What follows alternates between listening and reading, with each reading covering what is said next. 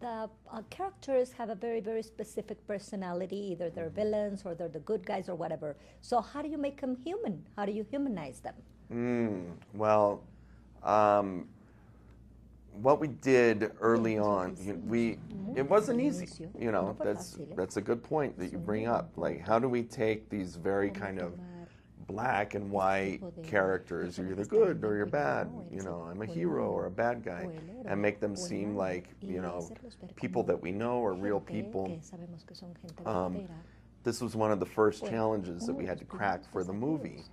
And the real breakthrough came upon finding the scene of Badanon, which is in the beginning of the movie, and this is a support group for all the bad guys, the villains in the video games. And right away, we're saying to the audience, that these guys aren't, they're not evil. They're not truly bad people. These are guys with the job to be bad guys, and sometimes, they have the job is hard on them.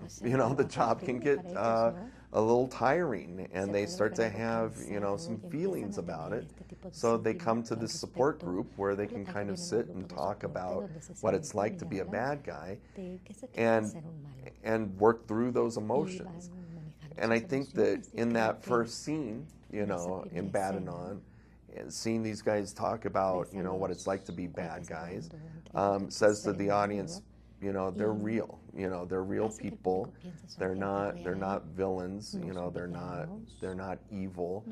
These are guys just like you and me who have jobs, who do things, day in and day out, and sometimes get together and talk about it. So, and that was one of the first moments in making the movie that we had a breakthrough in kind of making these black and white characters gray, to feel like complex people rather than just cartoon characters.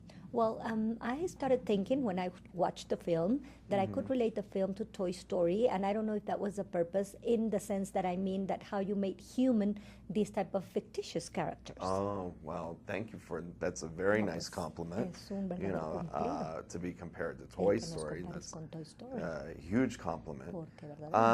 Well, I think any kind of story or movie where you're taking something that's inanimate or toys, insects,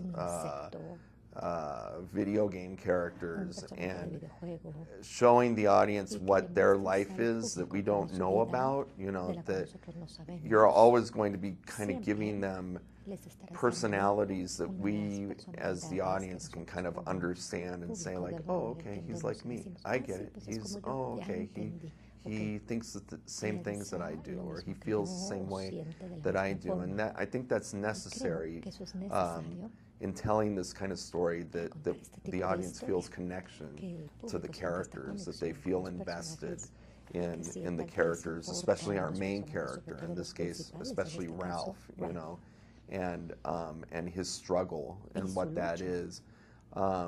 So it wasn't so much in this movie an attempt to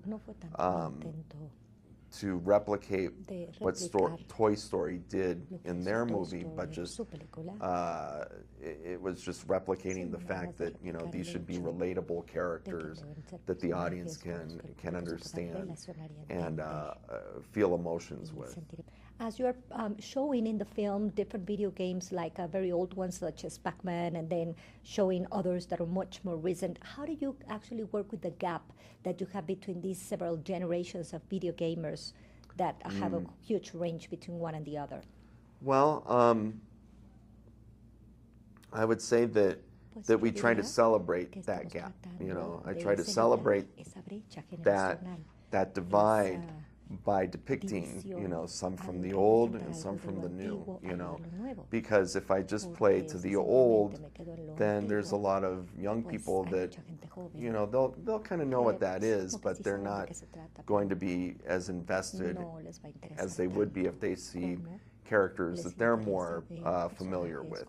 So I think that having some, it's like taking the history of video games, the 40 years or so that they've existed, and celebrating the beginning, and the more contemporary, then kind of makes it feel as if this is a movie that all gamers, can enjoy, not just a certain age, not just people from the 80s who love those old games, and not just kids today who know the more contemporary ones.